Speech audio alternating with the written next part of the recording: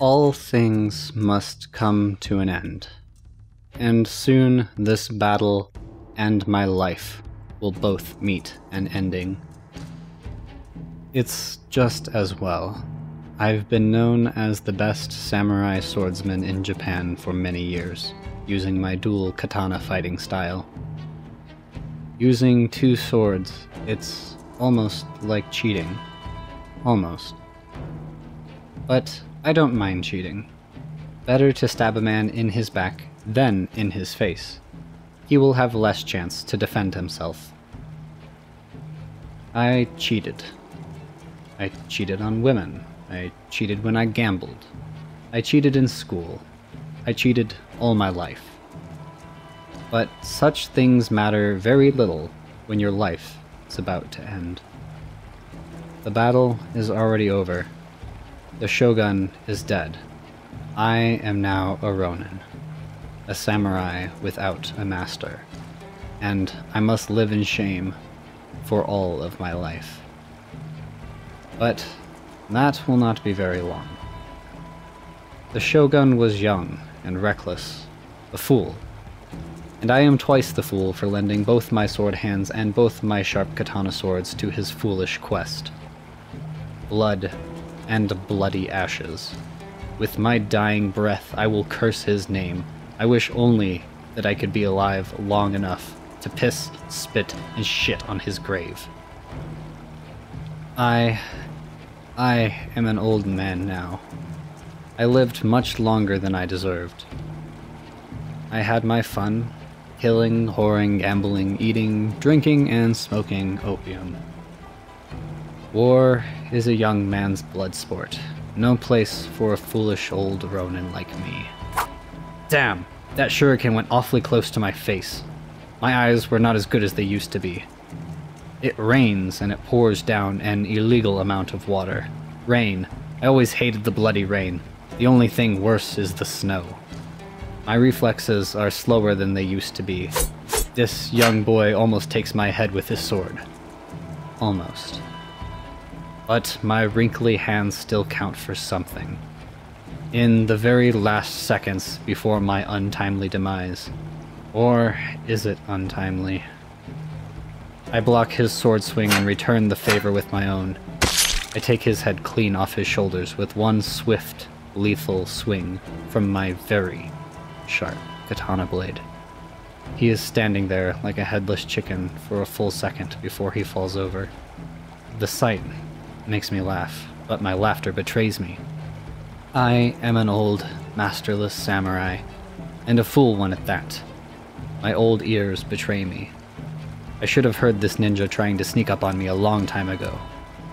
In my younger days, I would have, and I would have turned him into mincemeat without hesitation some time ago. But now, he is almost upon me.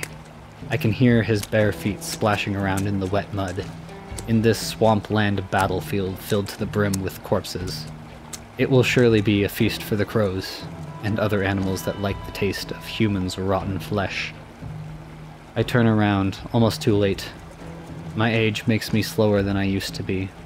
He goes for the head and I block his sword in the very last moment. He takes my right ear off with it. It was full of hair, not much use anyways. Still, losing it hurts like hell.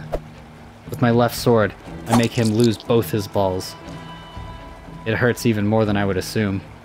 His loud scream indicates that, indeed, it did hurt. A lot. Good, I always hate ninjas. They have no honor. And this is coming from me, a samurai with no honor. He screams like he's possessed by a demon. I end his suffering by cutting his body into two halves, both of my swords swinging through his torso at the same time. His blood and guts spill out. It turns the rain and mud red. Red. I've seen a lot of that color in my life. It is all I will see for the rest of it.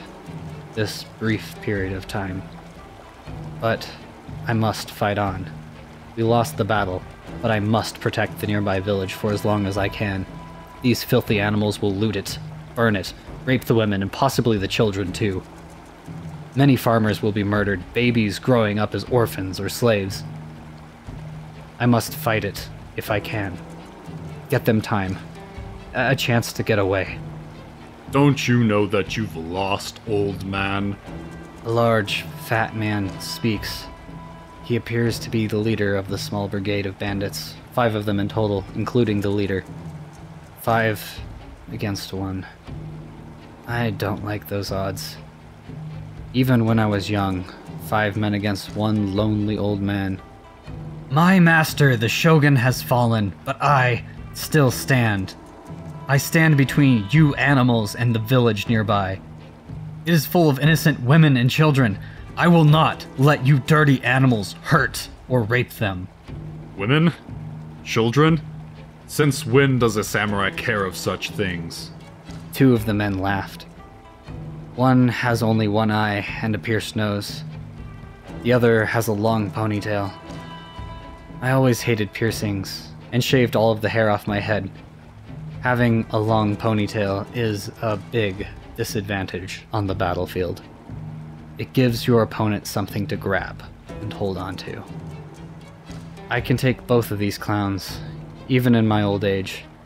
None of them are trained warriors. Bandits usually aren't. But I will leave only for a short moment before death. I've got to make every last second count. Every second is a chance for another villager to get away and escape safely from harm's way. Perhaps he has a family living in the village. A daughter, perhaps? Huh, or hell, this old geezer looks old enough to be a grandfather. Fuck. The bandit leader is the only sharp tool in this box. He's on to me. I can't let him find my daughter, or her newborn baby. No! We samurais don't keep families. Our only loves are our sword and our shogun. You lie. I see it in your face. After we burn and loot the village, I will bring your family here to this very place, to the swampland, and rape and kill them in front of you. Unless you would like to surrender peacefully and work for me. I know he would never fall for such a simple trick. But it bought time. I could only hope that it was enough time for my daughter and her baby. Men, attack the old man! The bandit leader roars out his command and his bandits obey his command, like a pack of trained attack dogs. My left sword goes into the left eye of the one-eyed bandit, pierces his brain and kills him in an instant. My right sword goes straight into the chest of the man with the ponytail. It turns red with his blood as his guts come pouring out. A young boy attacks me. I block his sword with my left blade and then swing it again at his throat and end the young boy's life. I don't even flinch. I've killed young boys before, some younger than him, and girls too. Anyone coming at me the wrong way with a weapon raised in their hand is fair game. Such are the hard rules of the battlefield. The pig-nosed man comes at me with nunchucks in his hands. He attacks me with them. I struggle to get the right sword out of the body of the ponytailed man that I killed with it. So I just leave it inside of him. Smart move. The nunchuck goes for my right hand, but I drop the sword. And with my left sword, I cut the man's ugly big nose right off his face. He screams, and I end his screaming with a shuriken between his eyes. A perfect throw, but it was my last one. The bandit leader and one dark-skinned man still stands. I go to retrieve my last sword from the corpse of the man with the ponytail, but am welcomed by a spear poking out of the man's chest. The dark-skinned man put it right through his comrade's back, and into my upper right arm. It hurts. Perhaps the dark-skinned man used to work in the rice fields, burning his hard-working skin with the harsh sunlight all day. It matters not. Skin color or previous job occupation is of no concern in the bloody sport of war. Only life and death matters. As I wish to be alive for only a few more moments, so my family can escape and live long and happy lives. If there ever was such a thing as a happy life. At least their lives could potentially be better than mine, I think to myself, and cut off both of his arms with a single sword swipe. Blood spurts out of his cut stumps that were formerly known as his arms. I feel the hot rush of blood spurting onto and pouring down my face. A moment of joy, one of few I have left in my old days. The next moment sure is not one of joy, though. A harsh strike from the bandit leader's club to the back of my skull knocks me to the ground.